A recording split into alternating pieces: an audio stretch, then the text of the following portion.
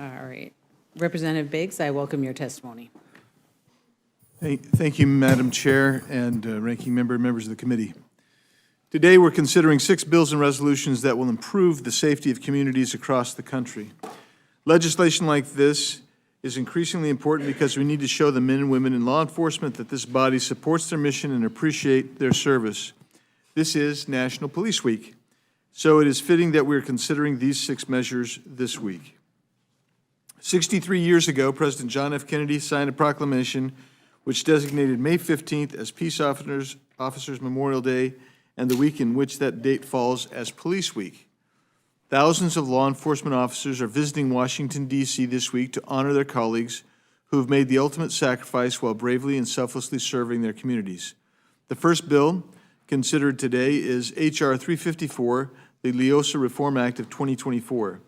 In 2004, the Law Enforcement Officer Safety Act, LEOSA, was signed into law by President George W. Bush. The purpose of LEOSA is to exempt certain active and retired law enforcement officers carrying a LEOSA photographic ID card from local and state prohibitions on the carrying of concealed firearms. Since its original passage in 2004, LEOSA has been amended twice, in 2010 and 2013, to clarify who qualifies as an active or retired law enforcement officer under LEOSA and to make other small changes. The certification requirements that retired law enforcement officers must need to be compliant with LEOSA. According to one LEOSA instructor that I spoke to earlier today, in order to get your LEOSA card and qualify under this law, you have to qualify every year. You have to go through training every year, and you actually have to train with the weapon that you are qualifying to use. So you can't train with a 9mm and then carry a .22. You have to be trained in the weapon that you're carrying.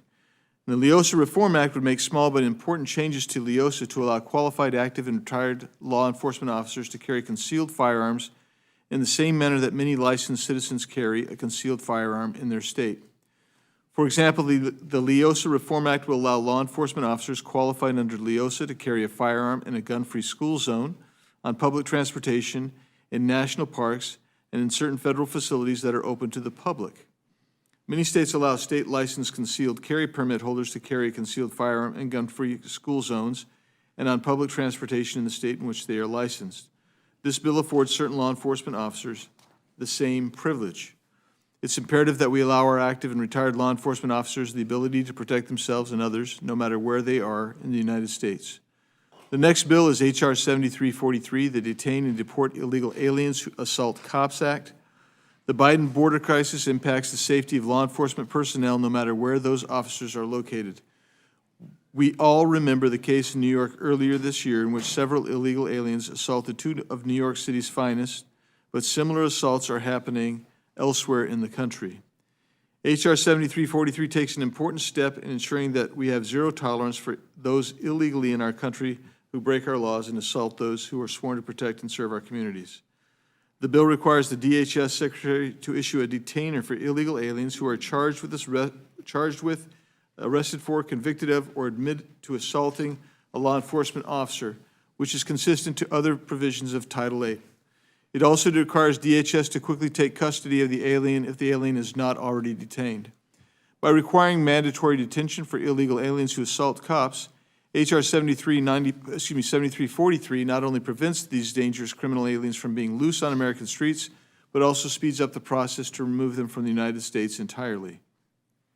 The third bill is H.R. 7581, the Improving Law Enforcement Officer Safety and Wellness Through Data Act of 2024. Police officers risk their lives every day to protect our communities. Unfortunately, they face the continued threat of unprovoked and ambush-style attacks. My colleagues across the aisle, some of you have embraced a radical defund the police movement, and dangerous rhetoric from them continues to have ripple effects throughout the country as violent crime increases and criminals become more brazen in their attacks on law enforcement officers. While the government collects basic information on these attacks, such as when the attack occurred and what type of weapons were used, more information is needed to help law enforcement officers prepare for, identify, and prevent future anti-police activity. This bill would fill identified gaps in reporting requirements on attacks targeting our law enforcement. 8146, the Police Our Border Act. Millions of illegal immigrants have been released into the United States during the Biden administration due to its failure to enforce the nation's border laws. For instance, this year, the Tucson sector alone will have more than 700,000 encounters. That's up from the average of 60,000 per year from 2018 to 2021, and represents a twofold increase over 2023. This has led to fewer arrests and removals of criminal aliens, negatively impacting public safety. In recent years, there's been a notable increase in assaults on law enforcement officers with illegal immigrants involved in some of these violent encounters. This trend is attributable to the Biden administration's open borders policies and a growing culture of lawlessness. The surge in illegal immigration is leading to significant challenges for local law enforcement who are dealing with issues such as human trafficking, drug smuggling, drug trafficking, and increased gang activity. Local law enforcement agencies are increasingly being tasked with responsibilities traditionally handled by federal agencies. This shift is due to the growing involvement of foreign criminal organizations and local communities, further stressing already limited resources. This legislation will address challenges being placed on officers by requiring a detailed report on how the border crisis impacts law enforcement, evaluating resource allocations, officer safety, and the overall burden on law enforcement capabilities. This information will ensure that Congress can make informed decisions about how best to support local law enforcement. Finally, we're also considering two resolutions, HRES 1210 and HRES 1213. These resolutions make a series of findings about the challenges facing law enforcement officers and recognize their selfless commitment and service to their communities. All of these are common sense measures that will help the men and women who took an oath to protect us and our neighbors in our communities. Madam Chair, I thank you, and I look forward to your questions, and I'll yield back. Thank you very much. Ranking Member Nadler. Thank you, Madam Chair. Madam Chair, this week we welcome thousands of law enforcement personnel to Washington, D.C. for National Police Week. It is a time to honor our brave law enforcement officers and to recognize that they put their lives on the line every day to keep us and our communities safe. We also take time to remember the fallen heroes whose names are etched into the National Law Enforcement Officers Memorial, and we offer our heartfelt thanks to their families for their making the ultimate sacrifice. Unfortunately, what should be a solemn occasion and a time for Congress to come together in a bipartisan fashion to support the brave men and women who risk their lives to keep the peace and to keep us safe, has been hijacked by a Republican majority more interested in playing politics than in protecting police. The 6 bills before us today are little more than Republican messaging vehicles that exploit divisions in this country while doing nothing to support the law enforcement community. What a wasted opportunity. For example, in prior years, we have come together in a bipartisan resolution to honor our fallen officers. We should all be united in recognizing the 137 law enforcement officers who were killed in the line of duty last year. We honor their sacrifice, and we grieve with the loved ones who now have an empty place at their tables. As intended by President Kennedy's 1962 proclamation, we should be working together as Democrats and Republicans to show our support for these brave officers and their families. But Republicans just can't help themselves. HRES 1213, which appropriately recognizes these officers, is also replete with gratuitous attacks on state and local criminal justice policies. The resolution is full of misinformation and political rhetoric that overwhelms its intended purpose and has no place in what should be an opportunity to bring us together. Instead, Republicans just want to push us apart for their own political ends. Similarly, they're offering HRES 1210, another resolution cloaked in language ostensibly honoring law enforcement, but one that is really just another excuse to play politics, this time with immigration. For the 4th time in 5 months, Republicans are bringing forth an empty resolution that will do absolutely nothing to address the situation at the border or to repair our broken immigration system. They have completely given up on developing solutions because Donald Trump told them that he wanted to preserve the issue for the upcoming election and did not want them to solve the problem. So they walked away from a bipartisan deal negotiated by one of the most conservative members of the Senate. Instead, all they have to offer us is meaningless resolution after meaningless resolution, each one a useless rehash of the last. Like the others, this one recycles misleading statistics and constructs a false narrative while accomplishing absolutely nothing. That would be bad enough, but it also includes language that is false and downright offensive, such as, quote, Democrat elected officials prioritize illegal alien criminals over citizens and legal residents of the United States, close quote.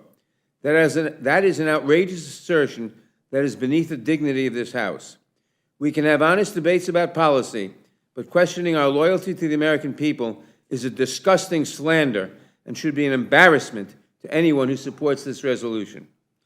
As if one useless immigration resolution is not enough, we also have what is essentially another empty immigration resolution dressed up as a supposed reporting bill, the Policing Our Borders Act. Once again, it is full of empty rhetoric that will do nothing to solve the situation at the border. It is just another stale attempt to demonize and fearmonger about immigrants wrapped in fresh packaging. The bill itself claims to require the Attorney General to produce a report on the impact on federal, state, local, and tribal law enforcement of the so-called, quote, Biden border crisis, close quote, which is not even defined in the bill. When it comes to reporting bills, I am usually supportive. It is essential for us to conduct oversight of the executive branch, and reports are an important way to do that. Unfortunately, this bill is such a sham and is riddled with so much misinformation and blatantly partisan political rhetoric masquerading as fact that I cannot support it. The Republican obsession with immigration continues with yet another press release disguised as legislation. The Detain and Deport Illegal Aliens Who Assault Cops Act at least actually tries to do something. Unfortunately, like so many of the misguided messaging bills the Republican majority has brought to the floor, it is a solution in search of a problem. This legislation would subject any undocumented immigrants arrested, charged, convicted, or who admit to committing the act of assault on law enforcement to mandatory detention by the Department of Homeland Security. Assaulting a law enforcement officer is a serious offense and one that cannot be tolerated in the United States. That's why serious assaults on law enforcement officers are already immigration violations that require detention and deportation. This legislation would do nothing to change that.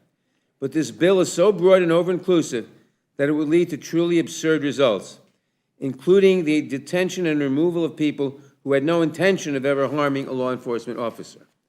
It would also subject to mandatory detention people who are accused of committing an assault, but who are later determined to be innocent.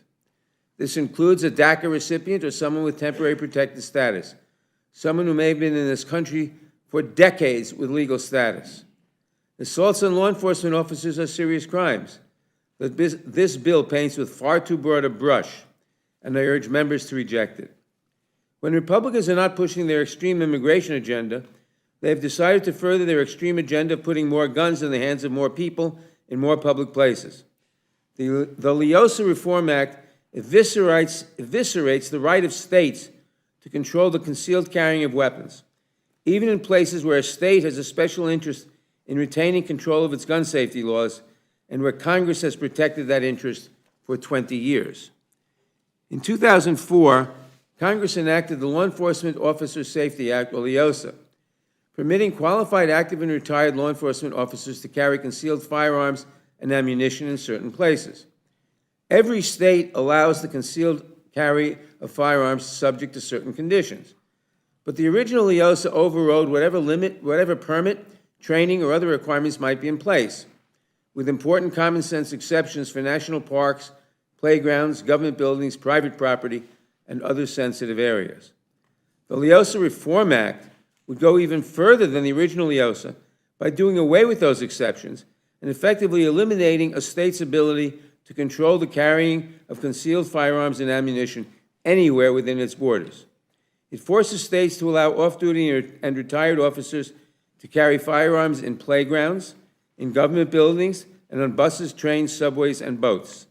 It undermines state laws limiting magazine capacity by allowing some people to carry large-capacity magazines, even when a state has prohibited them. It reduces the rights of private property owners who may not want concealed weapons on their property or in their businesses. It relaxes training standards so that some people will be able to carry a concealed firearm even though it has been 3 years since their last firearms training certification. and it unravels federal laws that have kept firearms out of federal facilities, even though it is entirely unclear which facilities will be subject to the bill. Not only would this bill inject confusion into federal law, but it also intrudes on private property rights and undermines states' careful determinations on how best to protect their citizens from gun violence, and it should be roundly defeated. Finally, we are considering the Law Enforcement Officer Safety and Wellness Through Data Act, which seeks to collect information about attacks on officers, aggression against officers, and officer mental health. While this bill may seem meaningful, it will not result in the collection of any new information, because it merely mandates reporting by the Attorney General based on data already collected by state, local, and tribal law enforcement agencies. The report itself is entirely duplicative of existing reporting requirements, and the bill falls far short of meaningful progress on officer safety and represents an enormous step backwards from legislation offered by the Democratic majority in the 117th Congress. Right now, at least 7 bipartisan law enforcement bills, many led by Republicans, have been passed by the Democratic-led Senate. These are bills that would actually improve the welfare of law enforcement officers and are priorities for the groups who represent them. But so far, House Republicans have only advanced one of these bills. Police Week should be a time to come together to honor those who put their lives on the line for our communities every day. But instead, House Republicans put their own political needs above the needs of the officers they claim to support. I urge the committee to reject these bills, and I'd be happy to answer any questions you may have. Thank you both for your testimony, and I will forego questions, and I will yield to Vice Chair Eschenthaler. Thank you, I appreciate it. I'm going to yield back just for the sake of time. I would yield to Ranking Member McGovern. Well, thank you, and I won't take a lot of time. I just want to associate myself with the comments of Ranking Member Nadler. I mean, if we truly want to honor our police, we ought to be talking about making sure they have the funding and the training and the support that they ask for all the time, that my Republican friends constantly seem to want to cut. But I have to take this moment. Mr. Biggs, I saw your tweet yesterday. Well, it was saying, and I quote, that the average American commits 3 felonies a day, end quote. Yeah. I think maybe you're spending too much time with Donald Trump. No, if I can expand on Yeah, that. but let me. Okay, go ahead, then I'll But you also explain. say that Congress must avoid over-legislating issues that ought to be left to state and local governments. And I think the last time I checked, it's a felony to assault police officers in an attempt to overturn an election. And I'm not sure if you would consider that over-legislated, but to be honest with you, I'm sensing a real conflict here between your side's rhetoric about supporting police and your actions and the actions of some others on this committee. Can you tell me what my actions are, Well, sir? When it comes to the Capitol Police and other police officers. What did I do that, did well, I assault a Capitol Police officer? No, you're making a very serious allegation. I'm going to tell you, in fact, you yourself voted against awarding the Congressional Gold Medal for the Capitol Police officers who were brutally beaten on January 6th. And I think that, and you're not the only one, others on this committee did as well. I think that vote tells us all that we need to know. And I'd like to ask unanimous consent, Madam Chair, to insert the vote tally reflecting those votes in the record. Without objection. And I have to tell you, as a person who was here that day, who was the last person off the House floor, I think this hypocrisy, the hypocrisy here is stunning. The bottom line is, my friends on the other side support police when you need their votes, but when push comes to shove, it's all politics for you guys. And this GOP support for the police is all theater. And I have no questions. I will happily yield back my time, but I just can't let this moment pass. I continue to be stunned by that vote and what it says. Mr. Nadler wants to. Yeah, I just want to add that the former president of the United States, who's the presumptive Republican presidential candidate in the election to be held later this year, has said that he will pardon every single person who was convicted for assaulting police officers on January 6th. Thank you. I yield back. I would January yield to, 6th. I would yield to the member from Kentucky, Mr. Massey. I thank the chairwoman. The ranking member referred to a vote on giving the gold or assigning gold medal or an award to Capitol police officers, and it's unfortunate that the Democrats at the time were playing political football there with that, because they inserted the words insurrectionist into that bill. If they wanted to just acknowledge the heroic efforts of the police officers, they could have done that, but instead they wanted to insert into the congressional record the word insurrectionist, knowing that it could bear on several ongoing prosecutions and several prosecutions that were yet to come. So I think it was really unfortunate that they did that, and so I declined to play political football, and I voted against the resolution as well, not because I didn't want to honor the police who protect us here, but because the Democrats were playing political football with that, and it's very unfortunate. And I want to yield to my friend, Mr. Rushenthal's. Thanks, Mr. Massey. I appreciate it. I wasn't going to go down this road, but the door was open. So, we should look at some of the comments Democrats have made about police since we've opened that door. Let's just go through a few quotes. Cori Bush, who, by the way, pays for her own security, okay, and wants to defund your police. But she said, suck it up. Defunding the police has to happen. Again, that's Cori Bush.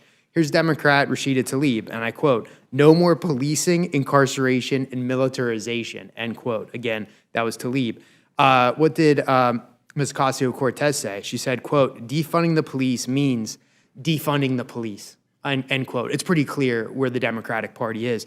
Here's a quote from Ilhan Omar. Not only do we need to defund, we need to dismantle police departments, end quote. I actually have a lot more quotes, but it's Mr. Massey's time, so I'll just go through the places that have actually defunded the police. New York, Philadelphia, Washington, D.C., Baltimore, Los Angeles, San Francisco, Minneapolis, Seattle, Portland, Oakland, Austin, Texas, and Hartford, Connecticut. There's one thing that all these cities have in common. Can you guess it?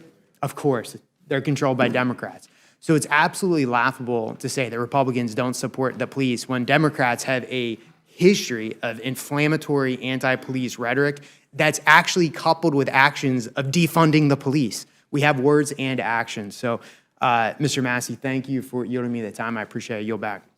No problem, and I yield back to the chairwoman. Thank you, and I would recognize Ms. Scanlon from Pennsylvania. And I'll yield briefly to Mr. McGovern. Yeah, you want to use quotes. Congressman Clyde said that January 6th, it was a, quote, it was a normal tourist visit, end quote.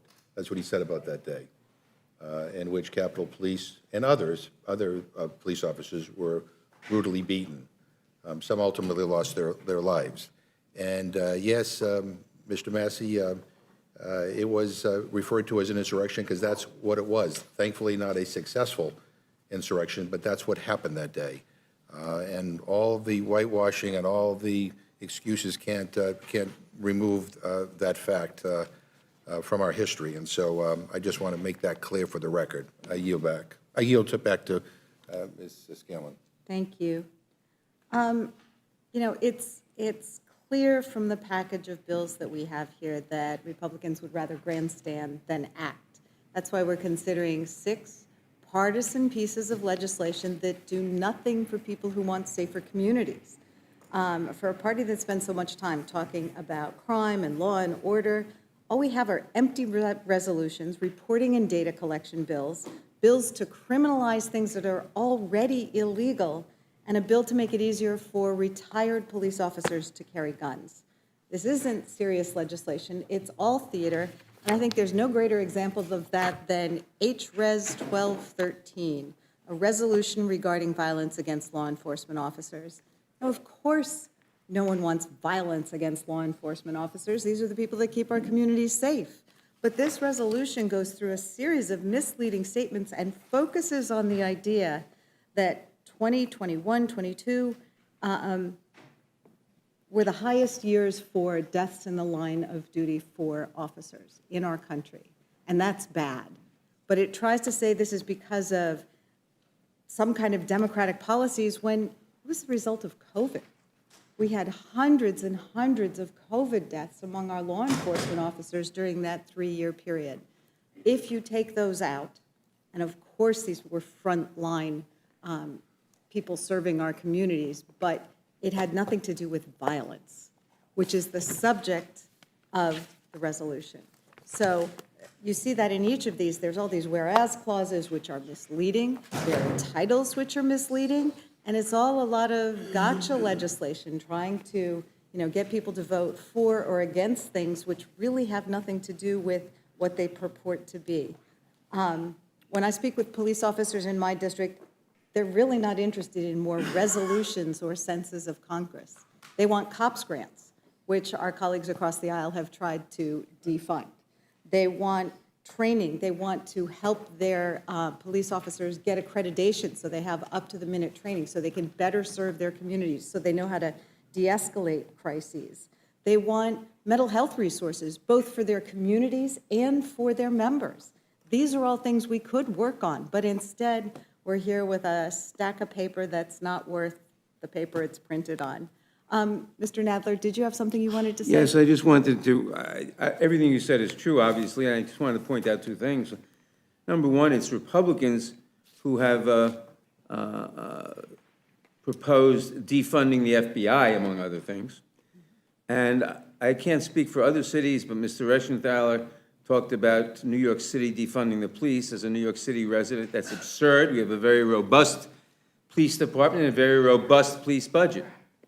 I'll yield back to Ms. Scanlon. I thank her. Thank you. I don't think any one party can claim that it is in favor of safer communities and the other is not, but I think what the Democrats can claim at this point is that they're the only ones willing to do something to try to put in place policies and resources to help our communities be safer. And I yield back. I would yield to the gentleman from South Carolina, Mr. Norman. Thank you, Madam Chair. I yield some time to Mr. Reschenthaler. Thanks, Mr. Norman. Mr. Nadler, it's absolutely laughable that you think that New York City didn't defund the police. I'm actually trying to pull up the stats, the exact number. I'll get that. But we do know that New York City set a new felony record in 2022 with the most felony crimes reported in the last 15 years, directly attributable to defunding the police. And I'll get that stat in a minute. I thought I had it here ready to go. But, Mr. Biggs? It's $1 billion. $1 billion. So $1 billion. I mean, you still think that New York City didn't defund the police? Yes. So how do you explain the $1 billion reduction in the police force? Well, I'm not a member of the city council, but what has happened on a number of occasions is various functions have been changed from department to department. For example, some mental health functions were changed from the police department to Department of Social Services, and I would assume that commensurate funding was switched from the police department to Department of Social Services because the city council and the mayor decided that the Department of Social Services were better suited to providing these mental health services than was the police department. So you didn't cut the money from the police department, you just moved it to other departments, which I think is cutting one department to fund the other one. Do you disagree? Because in my math, if you cut $1 billion. If you cut one department and move the money to a different department because you also move a function to the other department, it's essentially no change. But there was the judgment of the department, of the city council and the mayor, that the Department of Social Services was better able to provide mental health services than the police. Very often, the police find someone on the subway that, who might want to throw someone off the platform, and they don't really know how to handle the situation. I mean, they can pull the person back, but the appropriate person is someone with mental health experience that they turn the person over to. Yeah, so I totally agree that we need community policing, and we also need to make sure that we have resources to those that can deal with mental health. Totally agree with that. But I think it's laughable that I gave you a stat that New York City cut their police budget by $1 billion, and you said it's not really a cut, it was a repurposing of money to other departments. Let's say I take your salary of $174,000 and I repurpose it and give it to Mr. Biggs. Did I defund you, or did I just shift the money around? If you made my job a part-time job so that I could earn other money, you haven't defunded me. Interesting. So me taking your salary is not defunding you when I give it to Mr. Biggs? If you give it to Mr. Biggs, it's an unjust enrichment, but if you, Yeah, okay. Maybe so. my job a Yeah, part-time job, not in Mr. Biggs's opinion is an unjust enrichment. I mean, Mr. Natalie, I like you, but that fuzzy math and that intellectual yoga you just did is quite amazing. I mean, a $1 billion cut from a police department is a $1 billion cut. And again, the crime shows it. The stats are out of control. Mr. Biggs? Yeah, I was just going to point out that the president of the Police Benevolent Association of New York said we are short over 7,000 police officers from the highest peaks in the New York Police Department. We're losing over 200 police officers a month.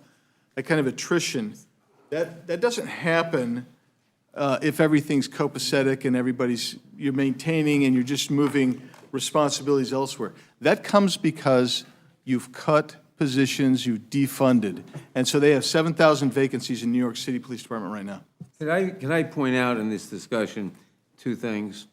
The top 10 cities on police spending per capita in 2022, DC is top at 700, I'm going to eliminate the pennies, at $752 per person, San Francisco $748, Chicago $668, New York City $663, and then we get to the first Republican-governed city, Miami $594, Boston, back to the Democrats, $574, and then we come to Jacksonville, Republican $541, Detroit $515, Anaheim, Republican $501, Stockton $484.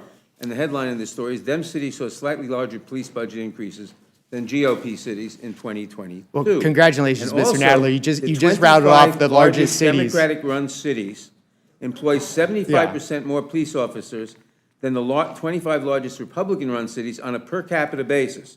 And the 25 largest Democrat-run cities spend 38% more on policing than the 25 largest Republican-run cities, also on a per capita basis. Well, So again, don't tell me we've defunded the police. Well, congrats, you just listed off the largest cities. Of course, they'd have the largest police budgets. Per But capita basis. we can play this game all day. I got a whole list. You want to go through it? No, I just No, said. we'll go through it right now. 25 largest Democratic Yeah. cities on a per capita basis. Yeah. Employ 75% more police officers than the 25 largest Republican-run cities.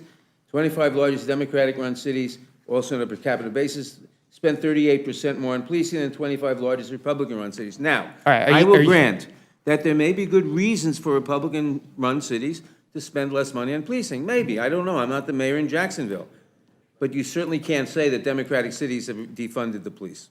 Okay, well, let's just go through the math, like real math, not your fuzzy math. All right, Austin, These aren't Texas. fuzzy math, these are statistics. Well, I'll give you some numbers and you tell me about them. Austin, Texas, $150 million cut. And obviously Democrat-controlled city, because I'm listing Democrat-controlled cities that actually cut, because I don't have Republican cuts for these cities. Okay, Baltimore, $22 million cut.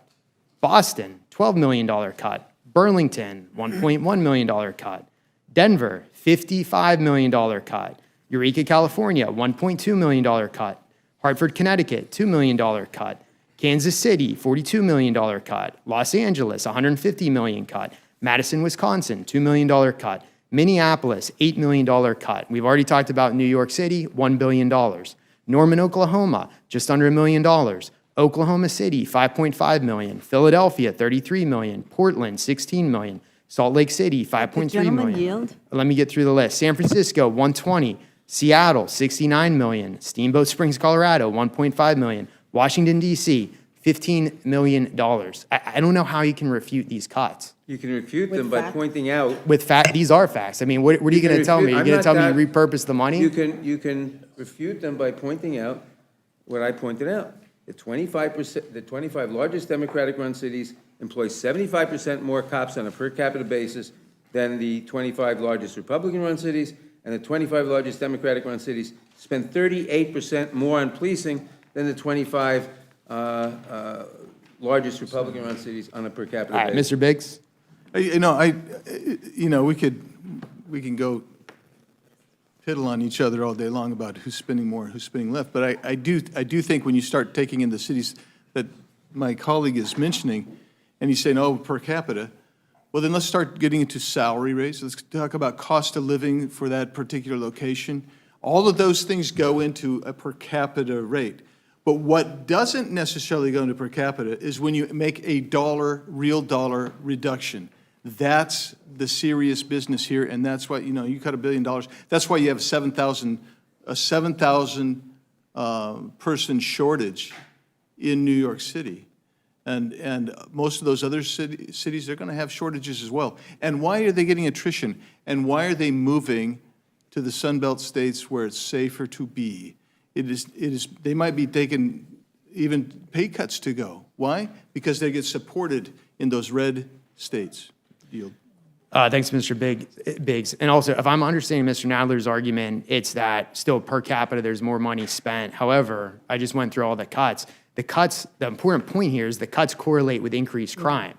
And I can go through all those cities I just mentioned and talk about how the crime increased. I would point out one statistic. In the most recent budget cycle, the 25 largest Democratic-run cities collectively increased their police budgets more than the 25 largest Republican-run cities increased, albeit by a modest baseline. That's after you 4% versus plus 4.1. Yeah, that's after you cut it by millions of dollars in these cities. So you cut it by $1 billion and you increased it by $1 million. You still just cut it $1 billion. Again, like your math is just absolutely amazing. Mr. Reschenthaler, you said when you finished your list that you would yield for a minute.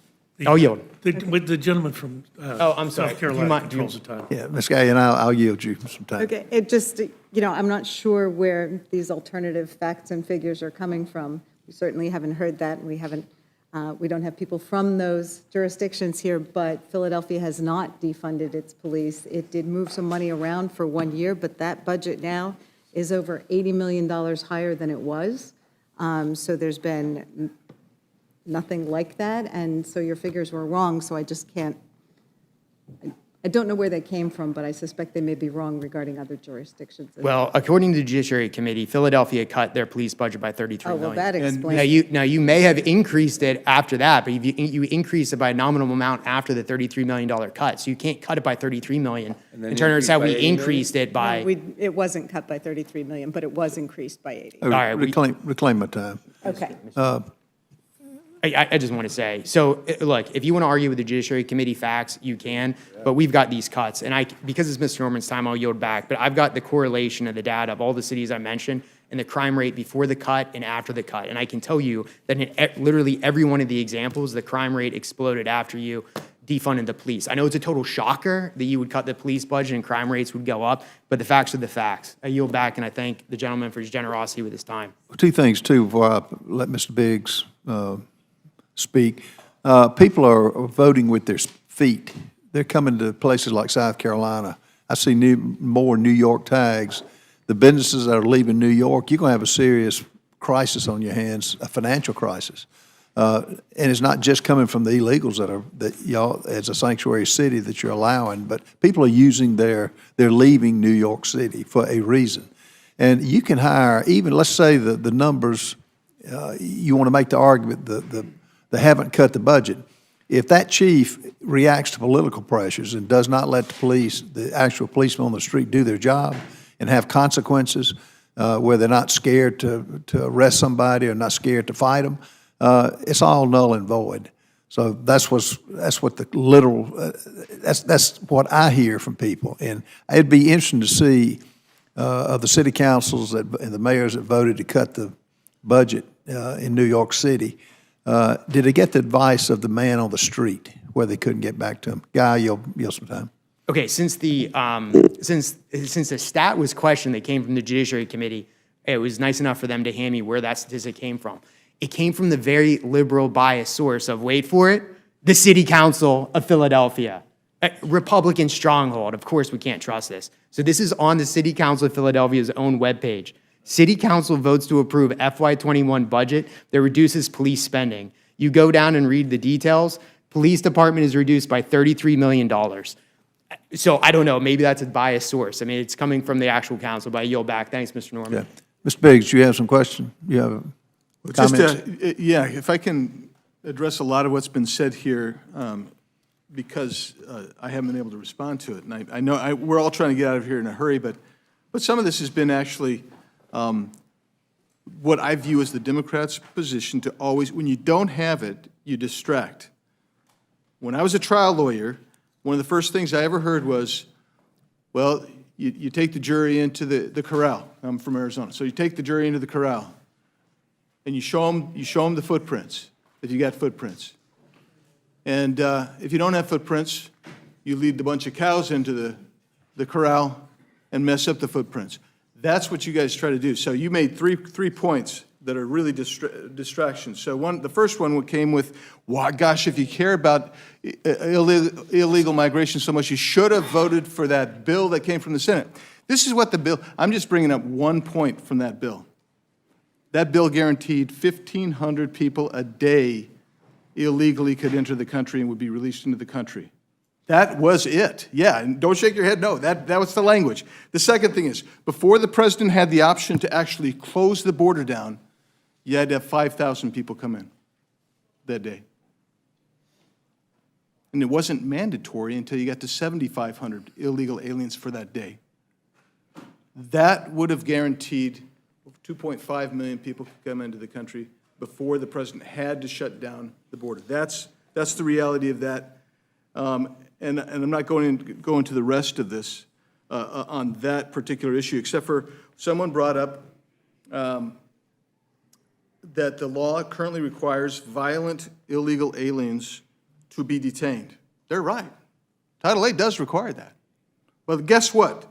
In 2021, Homeland Security Secretary Mayorkas issued a policy explanation letter.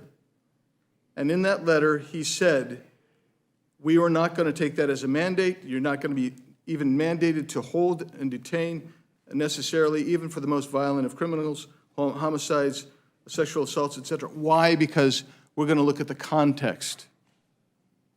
That's why some of these bills have that type of information in it.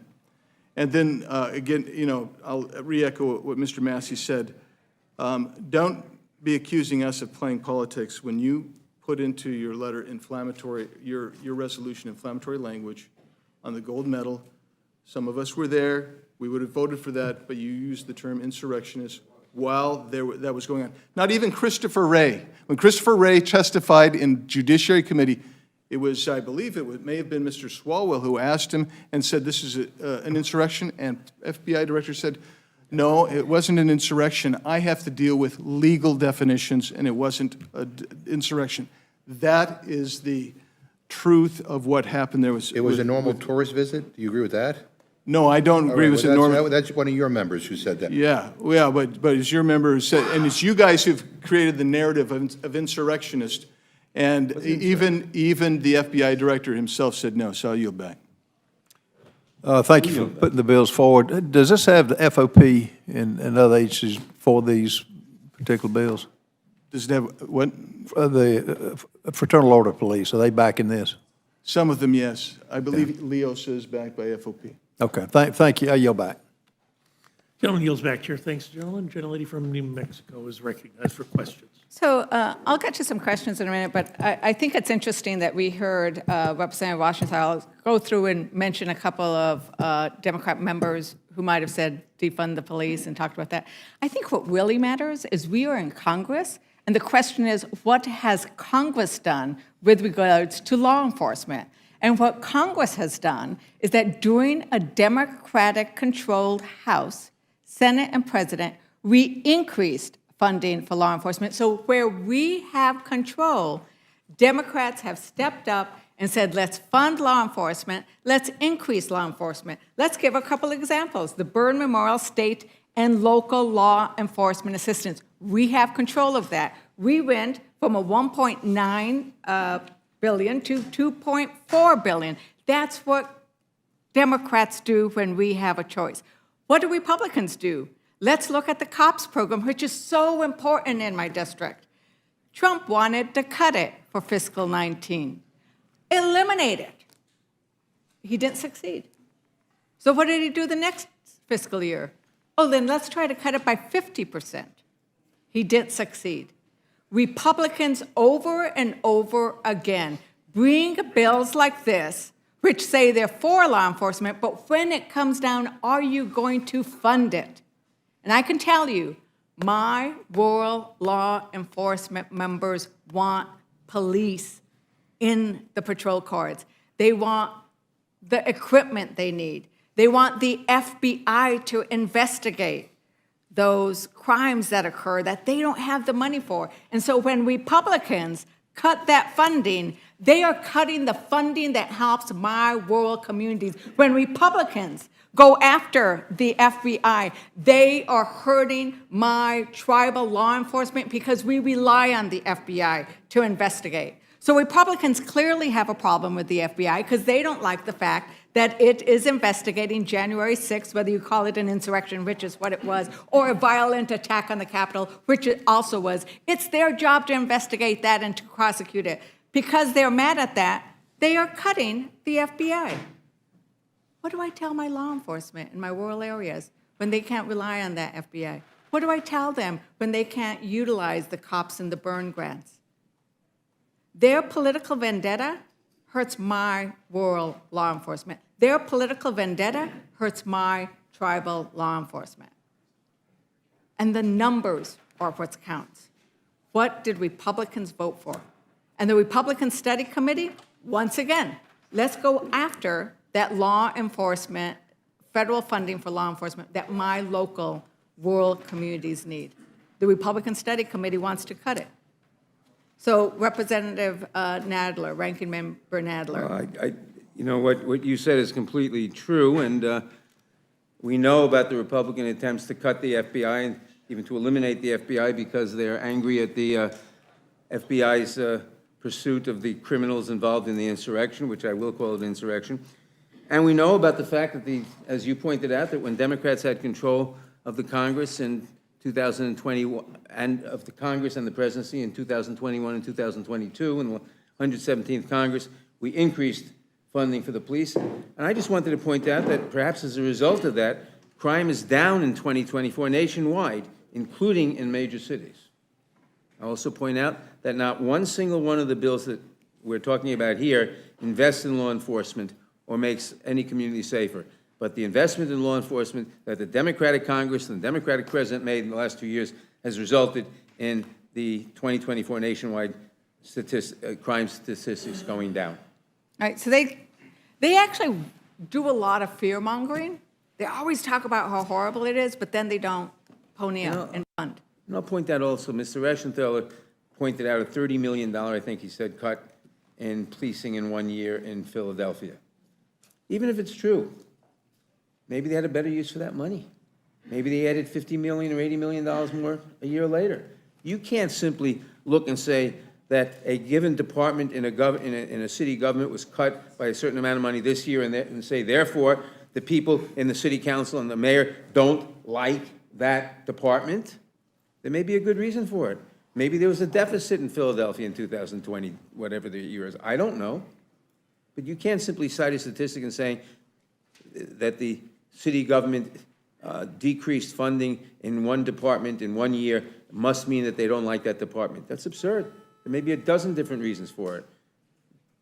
But more importantly, I mean, rather than sitting here second-guessing what other cities have done, and I am going to defer to our member from Philadelphia, rather than that, it's like, what are we in control of? What can we do? We are Congress, and our job is to fund federal law enforcement, and where we can, have federal law enforcement help our local law enforcement, like we do right now. Last week, there was a baby abducted, a mother killed in Clovis. Clovis is a very small town. It was the FBI that came in and participated in a collaborative process, and that baby is now found. It's that kind of collaboration that is very important, and when Republicans cut the federal law enforcement funding, my towns hurt. I don't know if you want to touch anything more on law enforcement, because I want to get to immigration. Yes, I just wanted to point out that in the last Congress, Democrats passed the Protecting America's First Responders Act, the Public Safety Officer Support Act, the COPS Act, Confidentiality Opportunities for Peer Support Act, the COPS Counseling Act, and the Law Enforcement De-Escalation Training Act. By contrast, in this Congress, which is almost over, not one single law enforcement bill has passed. Instead, we have meaningless bills like the ones in front of us that do nothing except empty rhetoric. So I think that that's key, and I think another thing we're doing here is a weekly installment. I'm going to start calling it the Trump's Border Chaos Strategy. Trump's Border Chaos Strategy. Because that's what they do, is they create chaos, they raise the issue of the border, but anytime it comes to let's actually fix it on a bipartisan basis, this problem needs to be fixed on a bipartisan basis, they kill it. They kill it. And we have, Mr. Chairman, I seek unanimous consent to enter into the record the January 2024 political article, Trump vows to fight border deal, all the way. Yeah, maybe we need a border czar. My Without request objection, was to so enter ordered. into the record. Mr. Chair, my request was to enter into the record. Yeah, I said without objection, so ordered. And I would also enter into a record Trump or a Senate border deal. It's not going to happen, and I'll fight it all the way, which was a Trump social post, January 17th and February 5th, Mr. Chairman. Without objection, so ordered. Thank you so very much. So, Mr. Biggs, how's fentanyl most likely to come into the United States? I couldn't hear your question. How does fentanyl enter into the United States? It comes mostly from the southern border, crossing the southern border. It comes through the border crossing. No, I didn't say border crossing. It crosses the border. You don't know what the pool is, because if any Democrats would have come to Arizona where we had the hearing just the other day, you would have heard testimony say very clearly, we don't know how much fentanyl gets in, we don't know what the total pool is. Where we have our resources, that is 90% of what's caught is where we have the resources. And where is that? The port of entry. Where don't we have resources? Between the port of entry. Why don't we have resources between the port of entry? Because we don't have any agents on the line anymore. Well, I would point out that one of the reasons we don't have as much agents on the port of entry is because Republicans have also worked in the appropriations bill that we heard in rules, they actually proposed cutting funding. And Mr. Chairman, I seek unanimous consent to enter into the record the February 2024 article. Many Americans believe migrants bring fentanyl across the border. That's wrong and dangerous. As well as the Cato Institute report. You know, the Cato Institute, you guys, that's that nice Republican. It's not a Republican, ma'am. Well, conservative. It's not a conservative group. Fentanyl is smuggled They're for an U.S. open borders citizens. libertarian I'm group. sorry, it's my time. Fentanyl is smuggled helping for out. U.S. citizens by U.S. citizens, not asylum seekers, Mr. Chairman. Without objection, so ordered. I am told that the judiciary Republicans are upset about the Cato Institute. You know, they're doing studies, and I think it's really important that that's what we're dealing with here, is we're not addressing the issues as they need to be addressed. We're not putting in more resources into the technology, and we're not doing what Americans want us to do, which is to solve this problem and not just to create chaos. And Republicans seem to be very good about creating chaos, chaos at the border, chaos on the House floor, and chaos wherever they go.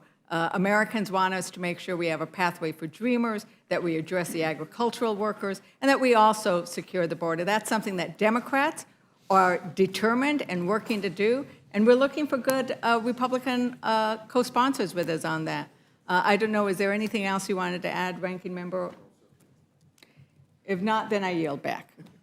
Chair, thanks, the gentlelady. Gentlelady yields back. Chair recognizes the gentleman from Texas, Mr. Roy, for questions.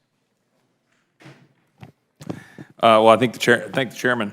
I'd ask my friend from Arizona, when he was just describing, we're talking about the issue of the border, and obviously we've got legislation here talking about the impact on local law enforcement.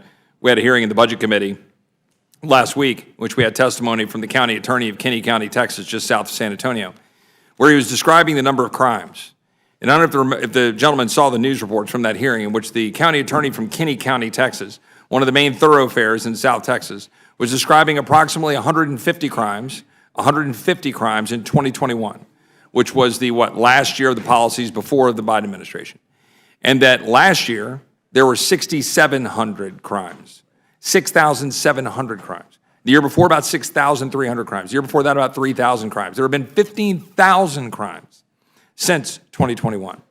And that is a direct consequence, a direct result of the open borders.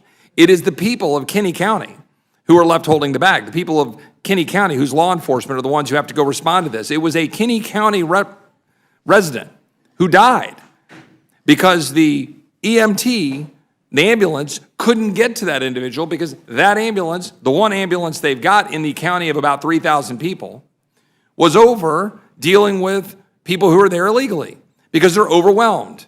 Why? Because our borders are wide open and we all know it. Because anybody with eyes can see it. That's the truth. And when we talk about the border and we talk about the fentanyl that the gentleman from Arizona was talking about, and I want to turn it over to him to see if he agrees with me on both that point, and I'm sure he has examples in Arizona that I just described in Kinney County, Texas. But that were we talking about the, why don't we have resources between the ports of entry? And the answer is, oh, well, because Republicans won't fund it. Or is it because the Border Patrol is being used at the places where they're having to process people into the country because of the blatant abuse of asylum and parole laws? Parole, which is supposed to be case by case. Parole, which was 400,000 last year under parole. By the way, how many of those were flown around the country to various places around the United States? All these parole abuses, by the way, had we passed H.R. 2 instead of the fraudulent cover bill the Democrats put forward, which couldn't even get out of the Senate, by the way. I want to blame it on President Trump. They couldn't even get it out of the Senate. They're in the majority. They couldn't even get it moving. That bill would not have dealt with the asylum issues. H.R. 2 would have, and Laken Riley is dead specifically because an individual was paroled into the United States in violation of the law requiring case-by-case analysis. Would the gentleman from Arizona respond to that? Yeah, a lot to respond to. I'll just tell you in Del Rio, when I've been in Del Rio, talking to their fire chief, he'll tell you the exact same thing. They've got 3 ambulances for that whole region, and many times they'll have 2 ambulances that are taken up with dealing with illegal aliens. They've got the river, they've got drownings, they've got people coming across, and sometimes they basically have put together a team that is 1 ambulance 24/7 to deal with assisting illegal aliens, so their own residents get delayed care. Talk to the administrator of the hospital there. He will tell you, yeah, these people get brought in here who are illegally in the country, and our local residents have to go behind them sometimes. Yuma, Arizona, the hospital, they have 1 hospital in a town of about 100,000 people. In that hospital, they'll tell you the exact same thing.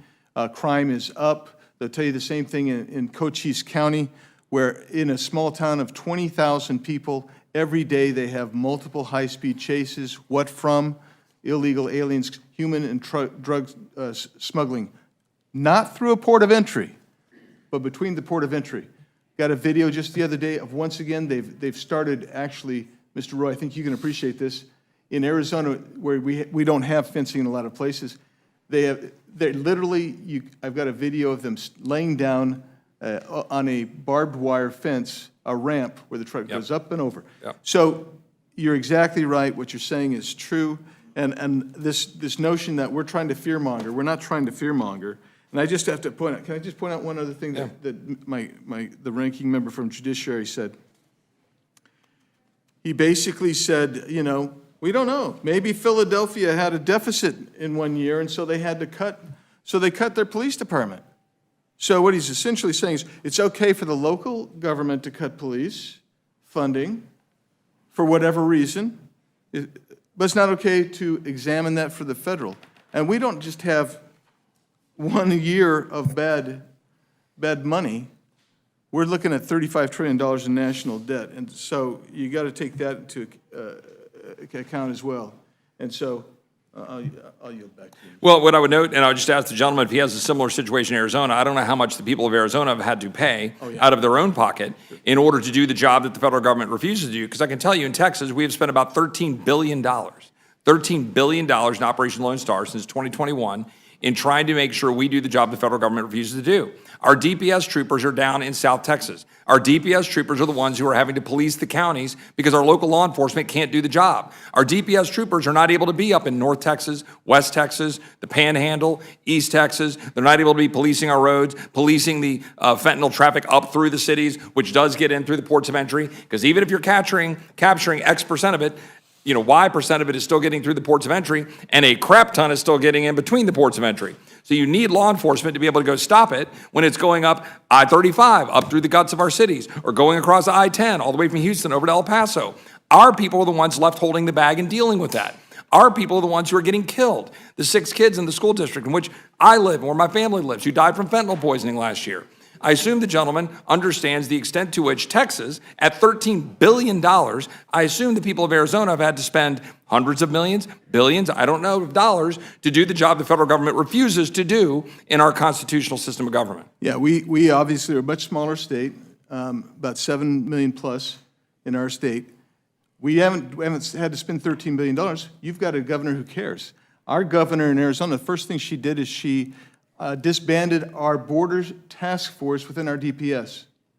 Second thing she did is she took down barriers that we had that have never come back up. And we actually have literally hundreds of miles in Arizona that, I shouldn't say hundreds, we're just under 100 miles that actually have no fence whatsoever, no river, no natural barrier. Why? Because there is we've got 2 tribes that don't want any fencing on there. So we have 4-strand barbed wire fence.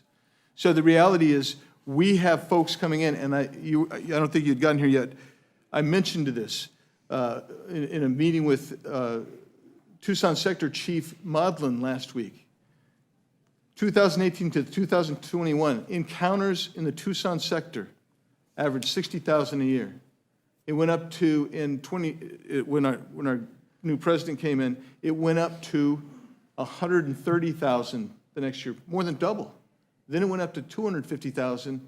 Last year it was up to 380,000. And already they're on pace. They've already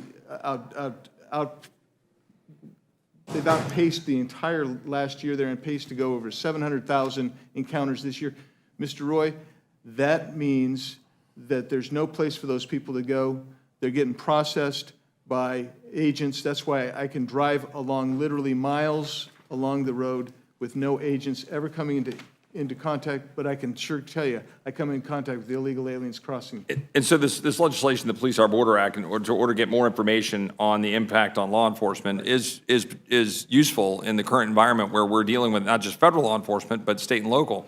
And I would note that, we've got, I can't remember, I don't have the stats in front of me. If I can get them, I'll try to present them to the committee or to the gentleman, but thousands of pounds, I can safely say that, thousands of pounds of fentanyl has been intercepted by DPS, Texas DPS, who have been deployed by Texas to South Texas to deal with the fact that we're not intercepting it at the border.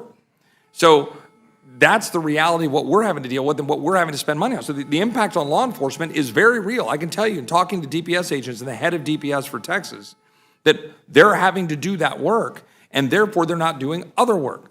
So I'm assuming that there's similar impact in Arizona, but I'll move to one other topic, which is just the issue of generally on crime, and we've been talking about it. The gentlelady before referred to that there's no issue with the defunding of police, right? Well, the fact of the matter is the rhetoric and the actions of federal leaders on this topic, in addition to what we've seen by local leaders on this topic, has been very clear and obvious, right? There's been, very obvious statements back in the 2020 timeframe with the issues involving Mr. Floyd, and in 2021, and then all that followed from that. Cori Bush's statement was very public about defunding the police. I don't have to enter it in the record, but it was very public. In fact, it caused Nancy Pelosi in an interview with George Stephanopoulos to say, quote, "With all due respect in the world to Cori Bush, that is not the position of the Democratic Party." Yet if you go through and look at quote after quote after quote of numerous members of the Democratic Party and the actions of Democrats across the country, it has led to a massive defunding of police around the country. It is undeniably and factually true. In Austin, where we had a significant defunding of the police in Austin, we are now 350 police below the level we're supposed to have, below the level we had 4 or 5 years ago. We have rampant crime skyrocketing, the highest levels of crime we've had in Austin forever. Again, that is a state and local issue. I grant that. The issue is that our Democratic colleagues use the rhetoric of defunding the cops and have been talking about that for the better part of 4 or 5 years. And in fact, and I'll give the gentleman from New York, with whom we've had some incredible agreement lately with respect to FISA and other issues, which has been nice. It fell just short on that one amendment. I wish we had passed. But 212 to 212. I know, it's 212 to 212, I know. But there was the event, and I'm sure the gentleman knows this and will respond to it, but I want to give him the chance to, where the gentleman joined with our colleague, Ms. Ocasio-Cortez, in a letter involving the, with respect to the Metropolitan Transportation Authority, about officers in the subways to reduce crime. And it was a letter to say that, well, we don't need that funding. And the gentleman signed it. This is a letter in roll call. There's a story on this that says the letter to then Governor Andrew Cuomo opposed a plan to put 500 new Metropolitan Transportation Authority officers in the subways to reduce crime. Your colleague, Ms. Ocasio-Cortez, said she and her fellow members wrote that the MTA funding for increased police presence in the subways would be better spent on, quote, desperately needed resources like subway bus maintenance and service improvements. The subway system is now safer than before. And I'll let the gentleman respond, but I mean, observers and people that I know looking at the evidence and obviously the things that we're seeing happening on subways, and I'm a big fan of going to New York and riding the mass transit in New York and have been historically, but there's a lot of concerns by a lot of people being raised about the state of affairs there in addition to what's happening in D.C. But I want to give the gentleman a chance to respond. There is indeed a lot of concern, and properly so. And I don't know what Ms. Ocasio-Cortez's motive was for supporting that decrease. I supported it because it was part of an arrangement, as I alluded to before, to shift resources to the Department of Social Services because it was judged that we needed social services for the mentally ill people in the subway system, and that the Department of Social Services was better equipped to provide those services than was the police department. Police are not trained in how to deal with mentally ill people, at least not as well as people from the Department of Social Services. So we took I forget how much money it was, we took a certain amount of money from the police department and shifted it to the Department of Social Services to provide, in a better way, we thought, what was necessary in the subway. Does the gentleman think that's been working out? We still have problems, but I think it's somewhat better than it was. Well, I would be respectful and just say, look, this legislation, the stuff that we have before us, is trying to make sure that we're clear that D.C., where we have a very clear impact on what's happening here, that we're making sure that we're safe in our nation's capital, that broadly speaking, we're making sure we're getting the information about the burden on law enforcement with respect to the border, which is having a massive impact, and then ensuring that we're condemning, calls for defunding the police around the country, and that is distinct from what we've been dealing with and talking about some of the issues involving federal agencies. And one thing that was posited earlier, that it was, quote, our job to fund federal law enforcement, et cetera, et cetera. I mean, there is a role for the federal government in coordinating interstate crime, interstate criminal activities, and coordinating among the states to do that. But the extent to which we have a call for a national police is not something that is, I think, central to the constitutional framework, and is, in fact, something that we ought to be working carefully to stay out of the way of local and state governments to be able to police crime and coordinate across states rather than trying to consume power into the federal government. I was happy to work just this week to stop legislation that I thought was going to overly criminalize and federalize crime. I had some conversations with my Democratic colleagues along those lines of trying to prohibit, to limit that. So hopefully there's some ways in which we can agree, and I'll yield back to the chairman. Chair, thanks, gentleman. Gentleman yields back. Chair recognizes the gentleman from New York for questions. Thank you, Mr. Chairman. Representative Biggs, our friends on the other side of the dais, they've questioned the significance of measures focused on new reporting and data collection related to our nation's law enforcement officers. But how can these reports, such as the ones required under the Improving Law Enforcement Officer Safety and Wellness Through Data Act, how can they better inform Congress on future action as it relates to backing up our law enforcement officers and ensuring that they have the resources needed to support their mission? Thanks for the question. We as federal policymakers dealing with federal law enforcement don't always have adequate information. and they said this may be duplicative. When you consolidate and bring it into one place, you aggregate it, we have a better chance to get a picture. We can adjust policy, we can adjust resources, and we can make sure that our law enforcement gets what they need when they need it. Thank you very much, Representative Biggs. And regarding the Police Our Borders Act, H.R. 8146, time and again, when House Republicans have pursued legislation like this to stiffen penalties on illegal aliens that commit violent crimes, including assault of law enforcement officers, Democrats have denounced those as demonizing immigrants. But if you could walk us through a few points here once more today, how would you describe the vetting process as it currently stands for the millions of illegal immigrants that have been encountered at our southern border who are then released into the interior of the country? Would you say that's been a rigorous vetting, particularly as it relates to our national security questions? We would call it a screening rather than a vetting. So here's what would happen. I have a collection of IDs that I picked up at the border. When individuals come across the border, it's garbage in, garbage out. They have no real ID. We have no biometrics on the vast majority of people. We can't run we'll run an NCIC check to see if they have a U.S. record.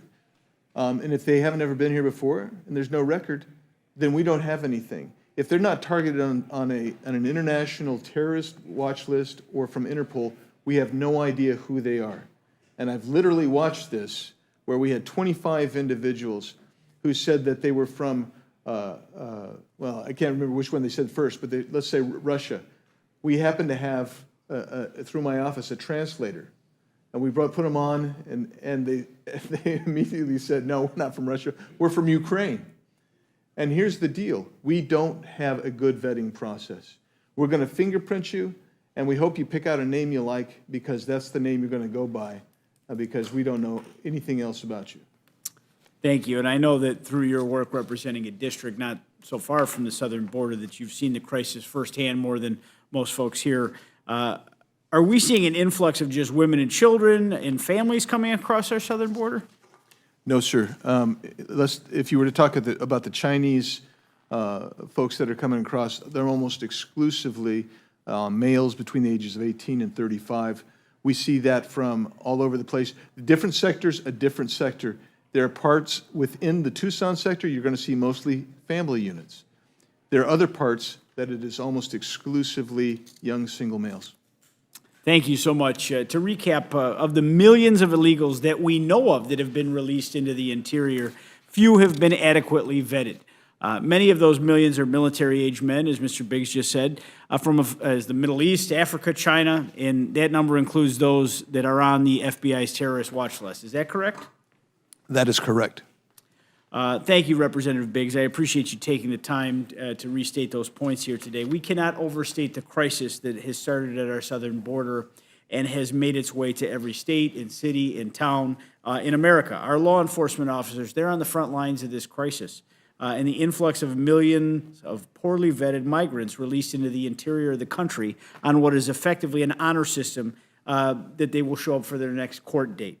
The American people are not convinced by this administration's claims that the true nature of this crisis at our borders. As long as they keep the border effectively open, allowing millions of individuals, including known terrorists, to enter into this country, we need to do everything we can to give our law enforcement officers the support that they need in our communities. So I strongly support the measures before us today, and I yield back, Mr. Chairman. Sure. Thanks, the gentleman. Gentleman yields back. The gentleman from Georgia is recognized for questions. Thank you, Mr. Chairman. I'll try to be brief, but I would like to submit for the record an NPR article titled, FBI Apologizes to Court for Mishandling Surveillance of Trump Campaign Advisor. Without objection, so ordered. There's been a lot said about support of federal law enforcement and the role federal law enforcement should play. I'm gonna keep it to FBI for now, though. I've heard statements that I disagree with from my side on FBI. I'll admit that. But Mr. Nadler, can you tell me why the FBI would feel the need to apologize to the court for how they handled the surveillance of the Trump campaign advisor? Was that about the 2016 campaign? It is back in that era. Yeah, I think that, as I recall, I forget the guy's name, but he was in. Carter Page. What? Carter Page. Carter Page. And the FBI, So Carter Page was one of them, but this was actually, well, the FBI clearly, what's the word, misbehaved, it didn't act properly on that, in that surveillance. There's no that's question right. about They that. didn't act properly. Yeah. Were there any consequences for those who abused their power? I don't know. And understand this, I think it was a select few in the FBI that absolutely abused their power and targeted I don't know. a political opponent. I don't know. There were no consequences for those people. So when you hear us talk about, let's say us, I think the majority of us as Republicans, when you hear us talk about the FBI, it is about a select few in the FBI that abused their power to the point that Director Wray felt that he needed to publicly apologize for the conduct of that leadership. Now, had that been done to a Democratic president, I think the difference is, I think Republicans would have joined in Democrats in saying that was wrong and shouldn't have happened. Well, it was. And we never saw any Democrats join with us in saying the FBI shouldn't have, the select few in the FBI should not have abused their power the way they I don't did. think, well, first of all, it wasn't the president, it was the presidential candidate, but. It wa- that but- aside- but it was- That aside, that's my point. I just wanted to be accurate. But that aside, I think Democrats have said that it was improper and shouldn't happen again. I apologize. I don't recall ever seeing that. But it is, the illegal immigration is a very serious problem. Crime is a very serious problem in this country. I hope these bills pass, and I would say this, I represent 29 counties. My local sheriff's deputies work for the county. They don't work for the federal government. My local police officers work for the city. They don't work for the federal government. And one of the things that saved a police officer that I personally know's life was a Bearcat. And that's one of the things that, yeah, it's an armored vehicle where he stepped out of the vehicle. He's left-handed, so he was the driver. Just from a tactical situation, a left-handed driver's better in that situation. And but for that vehicle, that many Democrats, I'm not pointing the fingers at any individual, but for that vehicle that many Democrats do not want our local sheriff's departments to have, he would be dead right now. Could I point out that that vehicle and many like it are funded by the COPS program, which the Democrats increased funding for and I think created? And Democrats created, come to think of it. And we have a deficit of over $3 trillion in the last 12 months. And so I will tell you, there are things that we want and we would like to provide that we simply can't afford to do in some cases anymore when we're running a $3 trillion deficit and we're not in a war, so to speak. We're not in Afghanistan, for an example, and we're not in the middle of a COVID crisis, and we're still running a $3 trillion deficit. And at some point, we've got to pick good over things that are also good, or our country's going to go into disarray financially. And with that, I yield. Gentleman yields back. Chair thanks the gentleman. Seeing no other members wishing to ask questions, I want to thank our witnesses for appearing before us today, and our witnesses are excused.